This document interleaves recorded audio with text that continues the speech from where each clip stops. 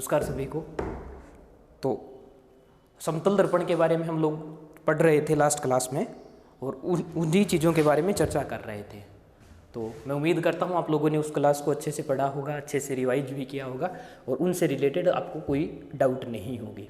ठीक है, और मैं एक बार हल्का हल्का उन पॉइंटों को रिपीट कर देता हूँ ताकि हम उसी रिदम से उस चीज़ को वापस वहीं से कैच करना स्टार्ट कर दें। पहली चीज़ मैंने आप लोगों को ये समझाई थी कि जो समतल दर्पण होता है उससे बनने वाला जो प्रतिबिंब होता है वो आभासी होगा। जितनी बड़ी वस्तु होगी उतना ही बड़ा प्रतिबिंब बनेगा, जितनी दूरी पर वस्तु होगी उतनी ही दूरी पर प्रतिबिंब भी बनेगा। पहला पॉइंट हमारा ये था। और आभासी के साथ है तो मैंने ये चीज़ भी बताई थी कि आभासी जो होगा तो सीधा बन रहा होता है, वास्तविक होता है वो उल्टा बन रहा होता है। ठीक है, ये हमारा पहला पॉइंट था। दूसरे पॉइंट के बारे में जब हम लोगों ने चर्चा करनी स्टार्ट की थी तो मैंने वेग के बारे में बताए थे।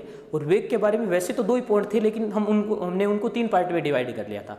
अगर सिंपल वेग पूछ लिया जाए तो वस्तु का जो वेग होगा वही प्रतिबिंब का रहेगा। अगर दर्पण के सापेक्ष पूछ लिया जाए तो दर्पण के सापेक्ष पूछा जाए तो जिसके सापेक्ष पूछा जाता है उसको हमें क्या रखना होता है, स्थिर। दर्पण पहले से स्थिर है तो वेग उतना ही रहेगा जितना वस्तु का होगा। लेकिन अगर वस्तु के सापेक्ष पूछ लिया जाता है तो वो वेग कितना हो जाता है, 2v हो जाता है, डबल हो जाता है। ये हमारी चर्चा हो चुकी थी वेग के बारे में। वेग के बाद हम लोगों ने पार्श्व विस्थापन के बारे में चर्चा की थी। पार्श्व विस्थापन मैंने आप लोगों को बताया था कि जो राइट साइड होती है वस्तु की वो प्रतिबिंब में लेफ्ट में दिखाई देती है, लेफ्ट होता है वो राइट में दिखाई देती है। ये पार्श्व विस्थापन कहलाता है। और पार्श्व विस्थापन का एक महत्वपूर्ण जो एग्जाम्पल था वो मैंने आप लोगों को ये समझाया था कि जो टाइम होता है, राउंड क्लॉक जो होती है सुई वाली, उसका टाइम इमेज में देखने पर हमसे पूछा जाता है कितना बजेगा। तो उसमें मैंने आप लोगों को डायरेक्ट एक पॉइंट समझा दिया था कि 12 टोटल हम 12 लेके चलेंगे, उसमें से घटाते चले जाएंगे। लेकिन अगर चाहे ऑप्शन में चाहे क्वेश्चन में अगर 12 से अधिक कहीं दे रखा होता है तो उसको हम चॉइस में से घटा भी लेंगे, जो रेलवे टाइम होता है उसमें से भी। उसके बाद हम लोगों ने चर्चा की थी विचलन कोण के बारे में। तो विचलन कोण के बारे में मैंने बता दिया था उसका जो मान आएगा वो 180 - 2i या 180 - 2r के बराबर आ रहा होता है। और i, r और r जो होता है उन सब के बारे में चर्चा हम कहाँ कर चुके थे, परावर्तन में कर चुके थे। उसके बाद ये पॉइंट हम लोगों ने डिस्कस किया था लास्ट वाला कि जो मोटा समतल दर्पण होता है उसका सबसे अधिक चमकीला जो प्रतिबिंब होता है, सबसे अधिक तीव्रता वाला जो प्रतिबिंब होता है वो सेकंड होता है। और रीजन मैंने यहाँ बिल्कुल यहाँ आपके सामने लिखा भी रखा है। इसके बीच में हम लोगों ने शायद एक पॉइंट रेखीय आवर्धन के बारे में भी चर्चा कर ली थी। रेखीय जो आवर्धन होता है वो ये बताता है हमें कि जो प्रतिबिंब बना है वो वस्तु की तुलना में बड़ा है, छोटा है या बराबर है। तो बराबर आता है, m का मान 1 आएगा तब तो बराबर है। m का मान अगर 1 से बड़ा आएगा तो प्रतिबिंब बड़ा होगा और 1 से छोटा आएगा तो छोटा होगा। ये कुछ एक पॉइंट थे जिनके बारे में हम लोगों ने चर्चा कर ली थी। अब हम एडवांस लेवल पर चले जाते हैं। ये जो पॉइंट थे बेसिक लेवल थे। अब बहुत बढ़िया तरीके के जो क्वेश्चन इन पे बनते हैं उन चीज़ों के बारे में मैं आप लोग को थ्योरेटिकली पहले समझा देता हूँ, उसके बाद हम आगे इनके बारे में चर्चा कर रहे हैं। ठीक है, तो ये जो हमारा था ये 6 नंबर पॉइंट था। अब हम नेक्स्ट पॉइंट 7 नंबर पॉइंट के बारे में चर्चा कर रहे होंगे। देखो कैसे, मान लेते हैं ये कोई समतल दर्पण है, ठीक है, और इस पर कोई आपतित किरण इस प्रकार आपतित होती है। ठीक है, और आपतन के बाद यहां से टकराएगी और यहां टकराने के बाद ये इस डायरेक्शन में चली जाती है और ये क्या हो जाएगा, अभिलंब हो जाएगा। ये है हमारा। ठीक है, तो इससे रिलेटेड न्यूमेरिकल है वो सारी चीजें हम लोग कहाँ देख चुके हैं, परावर्तन में देख चुके हैं। अब इनसे अलग हम हटके इन चीजों के बारे में चर्चा कर रहे होंगे। देखो कैसे, मान लेते हैं इस आपतित किरण को थीटा डिग्री से घुमाया जाता है। मैंने लिखा है बाहर की तरफ, तो आप लोग इस चीज को अंदर भी ले सकते हो। थीटा से घुमाने का मतलब इस मान को मैं थीटा नीचे भी ला सकता हूँ, थीटा ऊपर भी ले जा सकता हूँ। दोनों चीजें हम लोग इसके साथ कर सकते हैं। तो ये जो परावर्तित किरण रहेगी इसमें क्या परिवर्तन आएगा ये हमसे पूछना चाह रहा होगा क्वेश्चन के अंदर, या यही चीज देके हम इसके अंदर से चीजें पूछी जा सकती हैं। पहले मैं आप लोगों को इसको बेसिक से समझाता हूं कि इसका जो रिजल्ट आएगा वो कैसे आएगा। लास्ट में आके हमें रिजल्ट याद रखना है इस चीज का। देखो मैं ये मान लेता हूं कि इसका जो पहले कोण था आपतन कोण वो कितना था, I था, और ये जो परावर्तन कोण है वो कितना था, R था। I और R हमारे पास आ गया। आपतन कोण और परावर्तन कोण हमारे पास ये दोनों आ गए। अगर मैं थीटा कोण से बढ़ाता हूं तो जो आपतन कोण बनेगा वो कितना बन जाएगा, I + थीटा। भाई थीटा अगर नीचे लेके आता हूं तो पहले से आई था, नीचे और लेके आएंगे तो आई प्लस थीटा बन जाएगा। अब इस पर क्या फर्क पड़ेगा ये देखना है। तो हम ये जानते हैं कि यह क्या बन गया, जैसे मैं ये मान लेता हूं कि अगर थीटा और बढ़ा लेते हैं तो ये कोण थीटा है, तो आई प्लस थीटा बन गया ना टोटल आपतन कोण। आपतित किरण हमारी ये बन जाएगी इतना घुमाने के बाद। तो आई प्लस थीटा अगर आपतन कोण है तो परावर्तन कोण भी आपतन कोण के बराबर बनना है, तो वो भी क्या बनेगा, आर प्लस थीटा बनेगा। तो आर तो ये रहा हमारे पास, प्लस में थीटा बनेगा, इसका मतलब कोण बढ़ रहा होगा। और कोण बढ़ेगा कैसे, जब ये मान थीटा बढ़ जाएगा। तो यहां से क्या चीज समझ में आई हमें, अगर हम थीटा कोण बढ़ा रहे हैं, आपतित किरण को थीटा डिग्री से नीचे की तरफ लेके आ रहे हैं, तो यहां भी क्या होगा, ये थीटा कोण भी किरण आपतित जो परावर्तित किरण होगी वो भी नीचे चली जाएगी। अगर मैं उल्टा देखता हूं इसका कि थीटा डिग्री इससे कम किया जाता है, कम किया जाएगा तो आपतित किरण ये बन जाएगी और ये बन जाएगी, तो ये जो कोण अंदर वाला बनेगा आई था पहले से, और थीटा अगर इसको ऊपर लेके गए हैं तो ये मान कितना हो जाएगा, आई माइनस थीटा। भाई ऊपर लेके चले जाएंगे तो आपतन कोण का जो मान होगा वो क्या हो जाएगा, कम हो जाएगा। यही चीज यहां होगी ना, अगर ये आई प्लस थीटा है तो ये कोण भी कितना होगा, आर माइनस थीटा, क्योंकि आई और आर तो बराबर होते हैं। इसमें से थीटा कम किया तो इसमें भी हमें क्या करना पड़ेगा, थीटा कम करना पड़ेगा। तो ये जो लाइन होगी वो कहाँ चली जाएगी, ऊपर चली जाएगी। ठीक है, अब मैं इस डायग्राम को मिटा रहा हूँ और फिर आप लोगों को डायरेक्ट इस चीज का रिजल्ट समझा देता हूँ। देखो कैसे,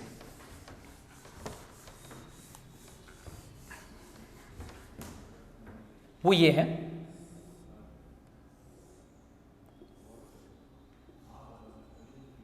अगर ये कोण आई है और ये कोण अगर आर है, मैं इस आपतित किरण को थीटा डिग्री से नीचे की तरफ खींचता हूं। तो मैंने आप लोगों को ये चीज बताई थी कि जो आपतन कोण होता है वो हमेशा, उसका मापन हमेशा कहां से किया जाता है, अभिलंब से किया जाता है।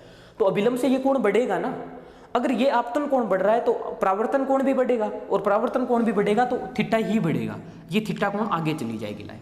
ठीक है, तो हमारे पास एग्जाम जो क्वेश्चन के तौर पर आएगा वही आएगा, अगर आपतित किरण को थीटा डिग्री से दक्षिणावर्त वामावर्त घुमाया जाता तो वो चीजें पूछी जाएंगी। यहाँ थीटा डिग्री कोण बढ़ाया जाएगा तो यहाँ भी बढ़ेगा। अगर दूसरे तौर पर देखें, ये आपतन है, इससे थीटा अगर कम किया जाता है, ये अगर आई है, ये अगर आर है, थीटा कम किया जाता है मतलब इसको संकुचित किया जाता है। तो अगर इसको थीटा अंदर लेके चले जाएंगे तो आई में से कितना कम होगा, थीटा, तो आर में से भी कितना कम होना चाहिए, थीटा। तो ये लाइन भी किधर आ जाएगी, थीटा। तो यहां ध्यान रख लें, अगर हम आपतित किरण को अभिलंब से दूर लेके जा रहे हैं तो परावर्तित किरण होगी वो भी अभिलंब से दूर हटेगी। अगर आपतित किरण को अब अभिलंब की तरफ लेके जा रहे हैं तो परावर्तित किरण होगी वो भी उतनी ही क्या आ रही होती है, अभिलंब की तरफ आ रही होती है। ये चीज ध्यान रखना है, वैल्यू दोनों में सेम रहेगी चाहे कितना भी हम लेके चले जाए इसमें से। ठीक है, अगर इसमें थीटा कोण बढ़ा रहे हैं तो हम ये मान लेंगे कि ये किरण जो होगी नीचे आ जाएगी, तो ये भी नीचे बन जाएगी। यहाँ अगर कम कर रहे हैं तो अंदर बन जाएगी। इस प्रकार ये दोनों चीजें आएंगी। मेरे हिसाब से ये चीज अब बहुत अच्छे से क्लियर हो चुकी होगी। ठीक है, मैंने दोनों तीनों चीजें बार बार इस चीज को समझा दिया है। अब देखेंगे नेक्स्ट पॉइंट। ठीक है, इस पॉइंट के बारे में हमारी यहां तक चर्चा, बस इतना, इससे ज्यादा इसमें से कुछ क्वेश्चन नहीं बनने वाला है। अब देखिए नेक्स्ट पॉइंट, और नेक्स्ट पॉइंट हमारा है 8 नंबर, वो ये कि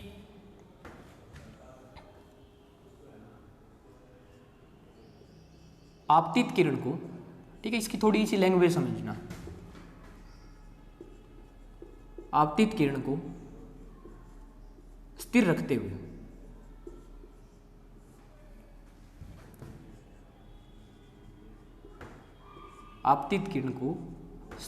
हुए दर्पण को थीटा डिग्री से घुमाया जाता है।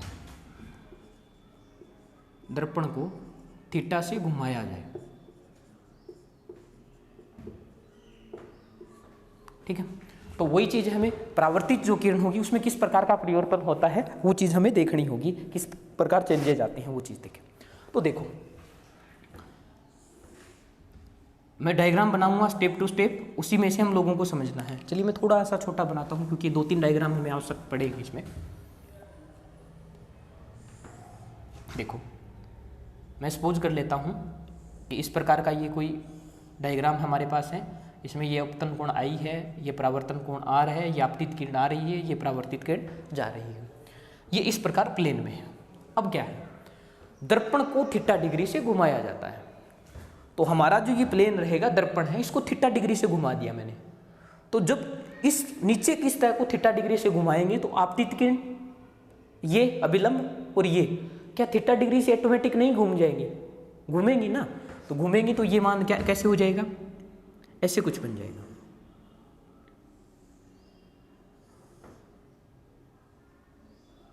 ठीक है, इसको मैंने यहाँ से बना लिया कि ये हमारा प्लेन में बिल्कुल सिंपल था।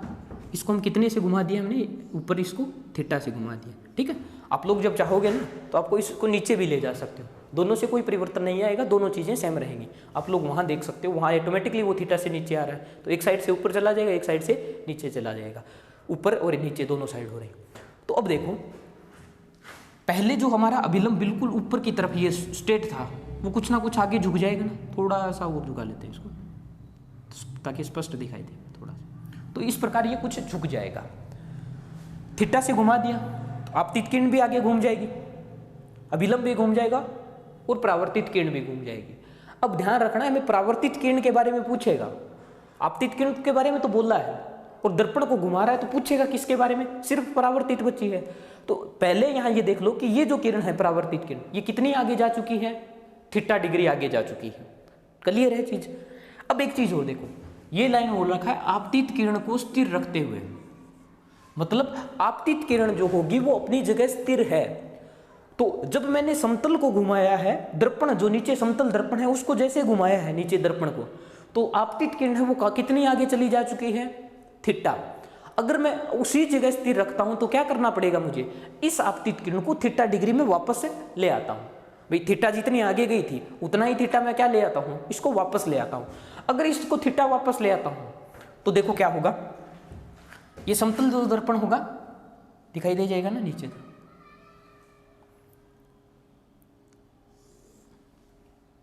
ठीक है, थोड़ा सा चलिए मैं इसको ऊपर बना रहा हूं यहां ताकि आप लोगों को थोड़ा अच्छा दिखाई दे। देखो ये है हमारा दर्पण, ये कुछ बन जाएगा इस पर अभिलंब। ठीक है, अब देखो ये रहेगी लाइन, मैं इसको देख के बना रहा हूं। यहां से क्या हो रहा है, ये जो अभिलंब है थोड़ा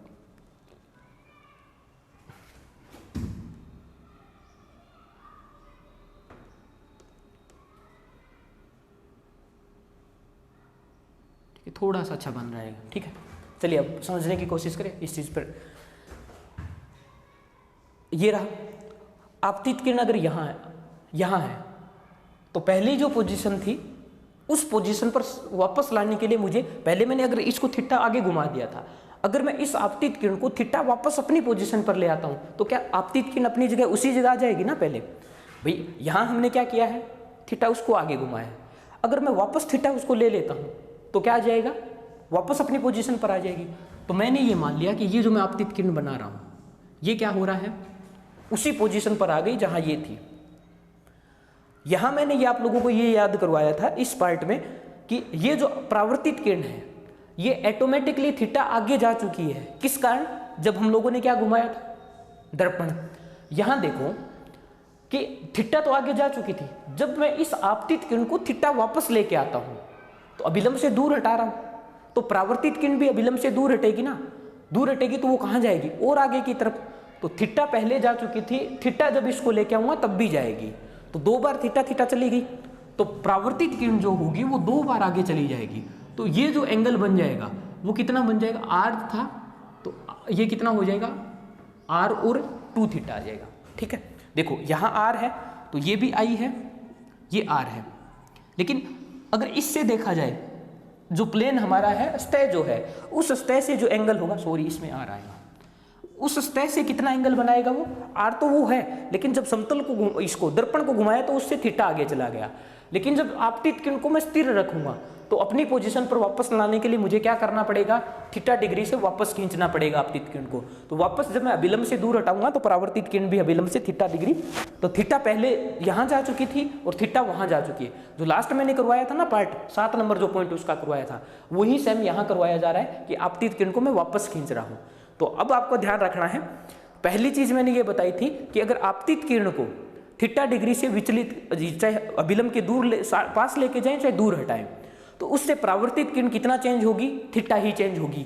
लेकिन अगर मैं समतल दर्पण जो है, नीचे जो दर्पण होगा, दर्पण को थीटा डिग्री से घुमाता हूं, आपतित किरण को स्थिर रखते हुए आपतित किरण को उसी पोजीशन पर रखता हूं, तो परावर्तित किरण जो होगी उसमें कितना परिवर्तन आ जाएगा, वो परिवर्तन आ जाएगा 2 थीटा। ठीक है, तो मैंने इसको बार बार आप लोगों को देखने की, समझाने की कोशिश की है। कहीं थोड़ी सी भी इसमें दिक्कत हो सकती है क्योंकि थोड़ा सा नया पार्ट है हमारे लिए, तो इसको बार बार दोबारा देखिए और देखने के साथ साथ आप इनका डायग्राम बनाइए और समझने की कोशिश कीजिए कि जो क्वेश्चन होगा वो हमसे बोलने की क्या कोशिश कर रहा है। ठीक है, मैंने सीडीएस में शायद देखा है, ये सीडीएस पे लगातार इस पे क्वेश्चन पूछे जा रहे हैं, इस पार्ट पे 7 नंबर पॉइंट और 8 नंबर पॉइंट पर। ठीक है, दोनों पॉइंट इंपॉर्टेंट पॉइंट है। तो ये हमारे दोनों पॉइंट कंप्लीट हो चुके हैं। अब हम नेक्स्ट पॉइंट के बारे में चर्चा करेंगे, 9 नंबर पॉइंट जो हमारा होगा उसके बारे में। तो 9 नंबर पॉइंट हमारा होगा, एक तो पूछा जाता है कि जो समतल दर्पण होता है इसकी फोकस दूरी कितनी होती है, फोकस दूरी।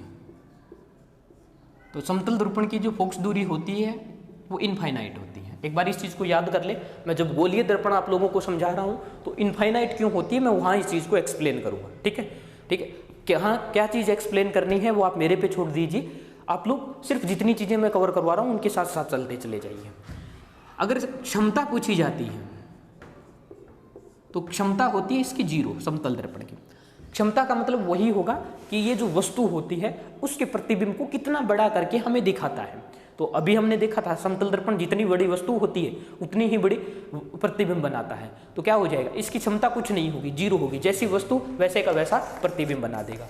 ये हमारा पॉइंट 9 नंबर हो चुका है, लिख लीजिए फटाफट, ये बस डाटा है, याद रख सकते हैं इस चीज को।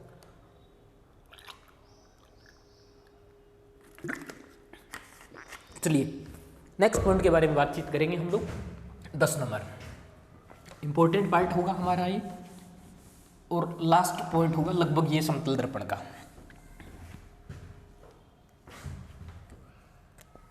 ये पॉइंट होगा हमारा प्रतिबिंबों की संख्या।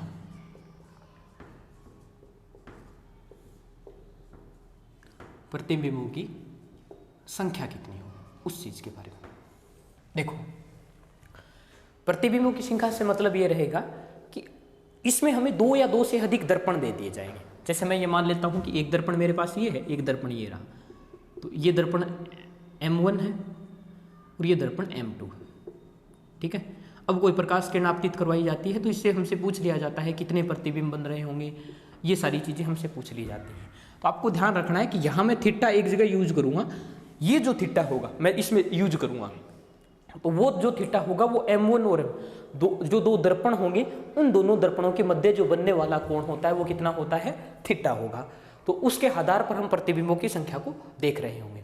देखो कैसे, पहला काम हम करेंगे कि एंगल ले लेंगे कि कितना एंगल हमारे पास है, थीटा, उससे हम वैल्यू निकालेंगे 360 थीटा की। थीटा मान रखेंगे, उससे 360 थीटा का मान निकालेंगे।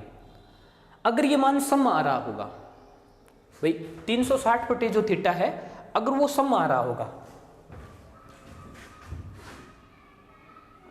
मैं साइड में यहां लिख लूंगा प्रतिबिंबों की संख्या, प्रतिबिंब कितने बनेंगे, और यहां एक पॉइंट और लिखेंगे हम लोग, सममित होगा तब कितने आएंगे, पहले लिख देता हूं मैं, असममित है तब कितने हैं, और फिर लिखेंगे हम सममित के लिए। करना हमको ये है कि 360 थीटा निकालेंगे हम लोग। ठीक है, मैं यहाँ आप लोगों को पहले ये चीज़ समझा देता हूँ, 360 थीटा निकालेंगे। अगर इसका मान सम आता है, मान लो मैं इसमें कितने का ही भाग दे रहा हूँ, मैं ये मान लेता हूँ कि जो दोनों दर्पण हैं उनके मध्य कोण जो है 18 डिग्री है, तो इसमें जब 18 का भाग देंगे तो कितना आ जाएगा 20, 20 एक सम संख्या होगी। तो 360 बटे थीटा अगर एक सम संख्या प्राप्त होगी तो प्रतिबिंब जो बनेंगे, प्रतिबिंबों की जो संख्या आएगी वो प्रतिबिंबों की संख्या आएगी 360 बटे थीटा -1। ये आंसर हमारा होगा। ठीक है, हम क्या करेंगे, थीटा हमारे पास होगा कि कितने दर्पणों के मध्य कोण क्या है, 360 बटे थीटा मान निकालेंगे। अगर वो सम आ रहा है तो प्रतिबिंबों की संख्या जो होगी वो 360 बटे थीटा -1 रहेगी। अगर ये संख्या विषम आ रही है, विषम आ रही है, तब इसमें दो चीजें आएंगी, असममित और सममित। ठीक है, तब अगर प्रतिबिंब जो हमारे बनेंगे, प्रतिबिंब जो बनेंगे अगर असममित है, असममित है तब तो बनेंगे 360 बटे थीटा, और अगर सममित हैं तब बनेंगे 360 बटे थीटा -1। ठीक है, तो दो ही चीजें दो चीजें यहां तक हमने देख ली। 360 बटे थीटा अगर सम आएगा तो प्रतिबिंबों की संख्या वो रही, 360 बटे थीटा अगर विषम आएगा तो सम्मित और असम्मित पर दोनों पर डिपेंड करेगा। अगर सम्मित है तो एक माइनस हो जाएगा, और असम्मित है तो इस सम्मित और असम्मित का अर्थ देखो क्या है। मैं ये मान लेता हूं कि ये दो दर्पण हैं, ठीक है, ये दो दर्पण हैं और इनके मध्य अगर कोण 40 डिग्री है टोटल, तो एक ऐसी लाइन बना सकता हूं ना जो दोनों साइड 20-20 डिग्री पे होंगी, 20-20 डिग्री पे होंगी। तो ये 20 है, ये 20 है, यहां जो वस्तु होगी वो क्या होगी, सम्मित होगी, क्योंकि ये कोण भी 20 बनेगा, ये कोण भी 20 बनेगा। लेकिन यहां कोई वस्तु है तो उसके लिए कोण बराबर नहीं बनेंगे, इसका मतलब वो जो वस्तु होगी वो असम्मित होगी। यहां रख लेंगे तो वो भी क्या होगी, असम्मित होगी। तो इस लाइन पर जो भी वस्तु रखी जाएगी वो सम्मित आएगी। ठीक है, तो सम्मित अगर आएगी तो एक माइनस कर देंगे, और असम्मित अगर आ रही होगी तो 360 बटे थीटा आ रही होगी। तो मेरे हिसाब से शायद आप लोगों के लिए मुश्किल है कि इतना डीपली वो जाके आपसे पूछे, विषम आएगा तब ज्यादातर यही पूछा जाएगा, और सम्मित और असम्मित का अगर जिक्र नहीं किया जाता है तो आपको 360 बटे थीटा ही आंसर देना होगा। तीसरी चीज देखो, अगर 360 बटे थीटा भिन्न संख्या मिलती है हमें कोई भी, मतलब भाग अगर नहीं जाता है, मान लो मैं 100 ले लूं यहां तो भाग नहीं जाएगा, तो हमें क्या मिलेगा, 360 बटे 100 आ जाएगा, 0 से 0 कट जाएगा तो भिन्न संख्या मिलेगी। अगर भिन्न है तब जो आंसर आएगा वो उसका पूर्णांक होगा, पूर्णांक होगा। जैसे 3.6 आ गया तो 3.6 का आंसर जो होगा वो कितना आएगा, केवल 3 आ रहा होगा। तो ये थोड़ी सी थ्योरी है जो आप लोगों को ध्यान रखनी है, उसके आधार पर सारे के सारे प्रतिबिंबों की संख्या हम निकाल सकते हैं। ऐसा कोई भी पार्ट नहीं बचेगा जब हम प्रतिबिंबों की संख्या इससे आगे बढ़ पाए। तो सारी चीजें आ गई, या तो सम आ सकती है या विषम आ सकती है, पूर्णांक तो सारे इसमें आ जाएंगे। अगर पूर्णांक नहीं है, भिन्न आ रही है, तब भी मैंने बता दिया कि आंसर इसका क्या होगा। ठीक है, चलिए अब मैं कुछ एंगल लिखूंगा, उनके लिए हम प्रतिबिंबों की संख्या निकालेंगे। ठीक है, तो देखो एंगल में लिख रहा हूं 0 डिग्री, 30 डिग्री के लिए निकाल लेंगे, 40 के लिए निकाल लेंगे, 60 के लिए निकाल लेंगे, 90 के लिए निकाल लेंगे, 100 के लिए निकाल लेंगे, और 180 के लिए निकाल लेंगे। बस, मतलब आप कोई भी एंगल ले लेना अपनी मर्जी से, मैं इन चीज़ों को निकाल रहा हूँ बस। तो इसमें से आप लोगों को करना यही है कि 0 का भाग दोगे 360 में तो कितना आ जाएगा, इनफाइनाइट, तो प्रतिबिंब इनफाइनाइट बनेंगे, अनंत बन जाएंगे। ठीक है, उसमें सम्मित है, सम्मित को इसमें जब भाग देंगे 30 का, तो 30 का भाग देंगे तो कितना आ जाएगा, 12।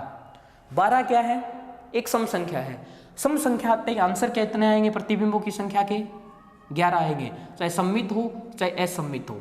सम्मित और असम्मित वाली चीज कौन से में देखनी है, जब विषम आ रही होती है। 40 का भाग देंगे तो यहाँ कितना आएगा, 360 बटे 40, 9 क्या आ गई, एक विषम संख्या। विषम में अगर असम्मित है तब तो प्रतिबिंब कितने बनेंगे, 9, और अगर सम्मित है तब कितने बनेंगे, 8। 60 का भाग देंगे इसमें तो कितना आएगा, 6। 6 एक क्या है, सम संख्या, तो प्रतिबिंब कितने बनेंगे, 5। 90 का भाग देंगे तो कितना आएगा, 4 फिर सम संख्या है, तो प्रतिबिंब कितने बनेंगे, 3। 100 का भाग देंगे तो कितना आएगा, 360 में 100 का भागो 3.6 आएगा। 3.6 पूरी संख्या नहीं आ रही, इसका पूर्णांक आंसर होगा। तो यहाँ भी कितना आ जाएगा 3 और ये भी आ जाएगा 3। 180 का भाग देंगे तो 360 में 180 का भाग कितनी बार जा रहा है? 2 बार। 2 क्या है? सम संख्या, और सम है तो -1 करके आंसर दे देंगे। कितना आ जाएगा? दोनों में 1 1 है। अब आपने अपनी मर्जी से या एग्जाम में कोई भी आप लोगों को एंगल दे रखा होगा, आप लोग इस दोनों तीनों कैटेगरी में डिवाइड करके आंसर निकाल सकते हो। ठीक है, मैं वापस रिपीट कर रहा हूं, अगर सम संख्या होगी तो -1 करना है, विषम है तो सम्मित और असम्मित में डिवाइड करना है। असम्मित में उतने ही बनेंगे जितना आंसर आ रहा होगा, सम्मित में 1 कम हो जाएगा। अगर भिन्न आ रही है, जैसे 3.6 आया तो प्रतिबिंब जो होगा वो पॉइंट में नहीं होगा, या तो पूरा बन रहा होगा या बनेगा ही नहीं। तो इसका आंसर हमें पूर्णांक में दे देना है, इसका जो पूर्णांक। तो ठीक है, इतनी सी डिटेल आप लोगों को शायद आती होगी, पूर्णांक क्या होते हैं, भिन्न वगैरह, वो सारी चीजें मैथ से आप लोगों ने देखी। तो ये आ गई हमारी प्रतिबिंबों की संख्या जो होती है, इन के बारे में चर्चा हो चुकी हमारी। ये हमारा थोड़ा सा बड़ा पार्ट है, 10 नंबर जो पार्ट है हमारा। चलिए नेक्स्ट देखते हैं। मैं 1-2 छोटी छोटी चीजें आप लोगों को और समझा देता हूं।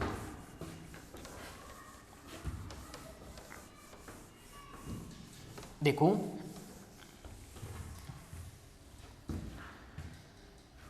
ग्यारह नंबर पॉइंट है, व्यक्ति जो है अगर अपना पूरा प्रतिबिंब, जैसे कोई व्यक्ति है वो दर्पण के सामने खड़ा होकर अगर अपना पूरा प्रतिबिंब देखना चाहता है, पूरा का पूरा, तो उसे कितने बड़े दर्पण की आवश्यकता होगी। ठीक है, तो इसका जो आंसर होता है वो h/2 होता है। जो व्यक्ति है अपनी ऊंचाई से आधा दर्पण अगर लगा लेता है और दर्पण के सामने खड़ा होकर अगर अपना प्रतिबिंब देखता है तो उसे अपना पूरा का पूरा प्रतिबिंब दिखाई देता है, ऊपर से नीचे पूरा प्रतिबिंब दिखाई देता है। ठीक है, एक तो ये तो कॉमन पॉइंट है, लगभग सभी को याद होगा। अगर किसी को इसको प्रूफ देखना है कि भाई ऐसा क्यों होता है, तो मैं आप लोगों को समझा देता हूं कि इसका जो प्रूफ होगा वो ऐसा कुछ आएगा। ये व्यक्ति है, यहां ये दर्पण है और इसका प्रतिबिंब जो बन रहा होगा वो यहां बन रहा होगा, ऐसे कुछ। तो आप लोगों को पता है कि ये जो दूरी होती है वो d है, तो ये दूरी भी कितनी होगी? d होगी। अगर मैं इसको मिला लेता हूं तो ये जो दोनों त्रिभुज बन रहे हैं वो दोनों त्रिभुज होंगे वो क्या बन रहे हैं? ठीक, तो आप इसको समरूपता से देख सकते हैं, और समरूपता में ये दूरी d है तो ये दूरी भी कितनी होगी? d होगी। इसका मतलब ये जो दर्पण होगा वो क्या है? इसका मिड पॉइंट है, तो ये भी क्या होगा? इसका आधा होगा। ये अगर a है तो ये a/2 होगा। ठीक है, आप पूरा भी ले सकते हो, मैंने हाफ में लेके इसको प्रूफ करना आप लोगों को समझाया, बाकी इसको शायद प्रूफ की आवश्यकता ना पड़े, लगभग सभी को ये चीज याद ही होती कि ऐसा क्यों होता है। तो अगर एक व्यक्ति अपना पूरा प्रतिबिंब देखना चाहता है तो उसे कितने बड़े दर्पण की आवश्यकता होती है? तो उसका आंसर होगा अपनी हाइट का आधा, h/2 की। एक पॉइंट और आप ध्यान रख लो इसमें। नेक्स्ट पॉइंट मेरा ये है, एक व्यक्ति है, सामने उसके दर्पण लगा है। अगर व्यक्ति अपना दर्पण देखना चाहता है, अपना प्रतिबिंब देखना चाहता है तो कितने बड़े दर्पण की आवश्यकता है? h/2 की। लेकिन मान लो सामने जो दर्पण लगा है उसमें व्यक्ति अपने पीछे की जो दीवार होती है, जैसे मैं यहां खड़ा हूं, अगर मैं अपना प्रतिबिंब देखना चाहता हूं तो मुझे कितने बड़े दर्पण की आवश्यकता है? मेरी हाइट का आधा, h/2। लेकिन मैं अगर ये चाहता हूं कि मेरे जो पीछे दीवार है उस दीवार का मुझे पूरा का पूरा क्या चाहिए? पीछे का पूरी दीवार दिखाई देनी चाहिए। तो इसके लिए आपको ध्यान रखना है, उसके लिए हमें h/3 इतने बड़े दर्पण की आवश्यकता होती है। प्रूफ सेम इसी प्रकार आएगा जैसा मैंने यहां बताया है। तो अब केवल अगर अपना प्रतिबिंब देखना चाहता है कोई व्यक्ति तो उसे h/2 की आवश्यकता होगी, और पीछे की दीवार अगर देखना चाहता है तो उसे h/3 की आवश्यकता होगी। ठीक है, चलिए, तो ये हमारा कुछ पार्ट था समतल दर्पण से रिलेटेड। ठीक है, मैंने पूरी चीजें इसमें से करवा दी हैं। नेक्स्ट जो पार्ट हमारा रहेगा उस पार्ट में मैं कोशिश करूंगा कि समतल दर्पण से रिलेटेड आप लोगों को क्वेश्चन करवाऊं। उसके बाद समतल दर्पण हमारा खत्म हो जाएगा। तब तक आप थ्योरी को एक बार वापस पढ़िए और थ्योरी पूरी तरीके से कंप्लीट रखिए, ताकि हम जब क्वेश्चन कर रहे होंगे तब आप फटाफट साथ के साथ इन चीज़ों को करते चले जाए। चलिए, थैंक यू।